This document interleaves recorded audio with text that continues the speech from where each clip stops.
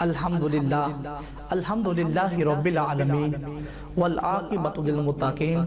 والصلاۃ والسلام علی سید الانبیاء والمرسلین اما بعد فاعوذ باللہ من الشیطان الرجیم بسم اللہ الرحمن الرحیم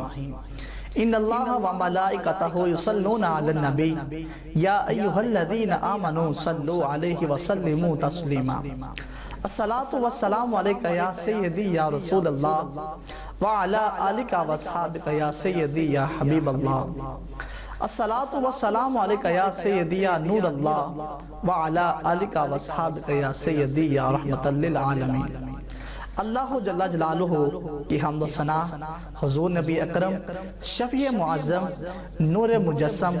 احمد مجتبی اور جناب محمد مصطفیٰ صلی اللہ علیہ وآلہ وسلم کے دربار گہربار میں ہدیہ درود و اسلام کا نذرانہ پیش کرنے کے بعد میرے بہت ہی عزت کے لائق معزز سامعین، السلام علیکم رحمت اللہ وبرکاتہ۔ رمضان المبارک کی جب آمد ہوتی ہے تو جنت کے 8 دروازے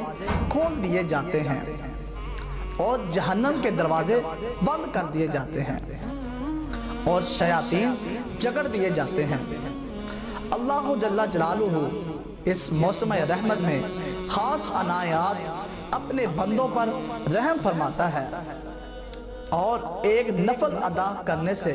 فرض ادا کرنے کا ثواب ملتا ہے اور ایک فرض ادا کرنے سے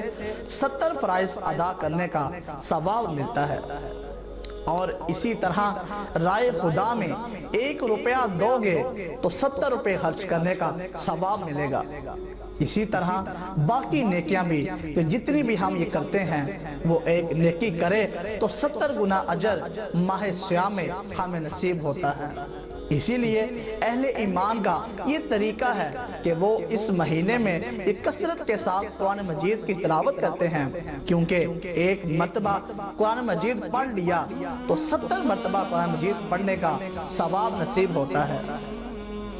ماہ سیام میں کیونکہ شیطان بند ہوتا ہے تو ہم اپنے آپ کو نیکی کی طرف اگر لانا چاہیں تو اتنی رکاوٹیں نہیں ہوتی کہ جتنی عام دنوں میں ہوتی ہیں، لیکن اس کے باوجود بہت سارے لوگ ہیں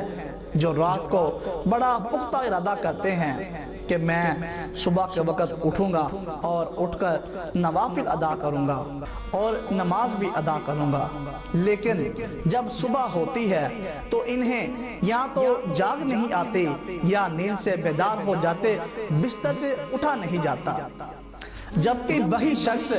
جب انہوں نے سبزی منڈی جانا ہو تو چھلانگیں لگا کر اٹھتے ہیں اور سبزی منڈی پہنچ جاتے ہیں۔ ارادہ کرنے کے باوجود بھی جب ہم صبح اٹھ نہیں پاتے یا کوئی بھی نیکی کا کام ہم کرنے کا ارادہ کرتے ہیں تو ارادہ کرنے کے باوجود صرف ارادہ ہی رہ جاتا ہے، تو اس کا سبب یہ ہوتا ہے کہ بہت سارے ہم گناہ جو ہیں وہ کر چکے ہوتے ہیں اور ان گناہوں کی وجہ سے ہم نیکی کی توفیق نہیں پاتے۔ حضرت حسن بصری رضی اللہ تعالی عنہ نے یہی وجہ اس کی بیان فرمائی ہے کہ اس کا بہترین طریقہ یہ ہے کہ توبہ کی جائے اور توبہ بھی دل کے ساتھ کی جائے اور رو رو کر اللہ سے اپنے گناہوں کی معافی مانگی جائے، اور سچے دل سے جب توبہ کی جائے تو پھر سارے گناہ نہ صرف مٹا دیے جاتے ہیں بلکہ ان کو بدل کر نیکیوں میں تبدیل کر دیا جاتا ہے۔ تو یہ ماہ سیام یہ وہ مہینہ ہے کہ جس کے انتظار میں میرے اور آپ کے آقا مولا اپنی آنکھیں لگائے ہوتے تھے اور دن گن گن کر وقت گزارتے تھے کہ ماہ سیام آ رہا ہے۔ تو اس مہینے کا عزت کے ساتھ، احترام کے ساتھ، اعزاز کے ساتھ استقبال کرو، اور اس مہینے میں ہر وہ برا کام چھوڑ دیا جاتا ہے، اور اگر کوئی شخص برا کام نہیں چھوڑتا اور روزے رکھتا ہے تو میرے اور آپ کے آقا مولا کا ایک فرمان سن لیجئے۔ فرمایا کہ جو جھوٹ اور برا کام نہیں چھوڑتا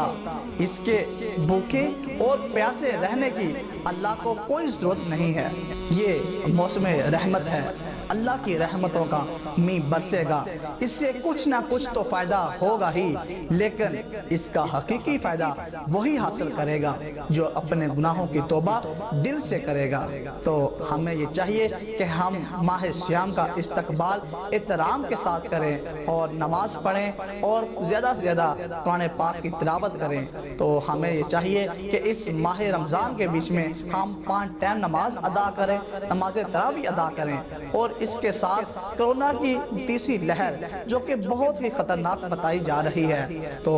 ہمیں یہ چاہیے کہ ہم اپنی حفاظت جو ہے وہ خود کریں۔ وہ ہمیں سماجی فاصلہ جو ہے وہ اختیار کرنا چاہیے اور اس کے ساتھ ماسک کا بھی خیال رکھنا چاہیے۔ ہمیں یہ چاہیے کہ ہم ماسک لگا کر سماجی فاصلہ اختیار کریں اور SOPs کے اوپر عمل کریں۔ تو اللہ پاک کی بارگاہ میں دعا گو ہیں کہ اللہ پاک اس کرونا کی وبا سے ہمیں نجات عطا فرمائے۔ وآخر دعوانا ان الحمدللہ رب العالمین۔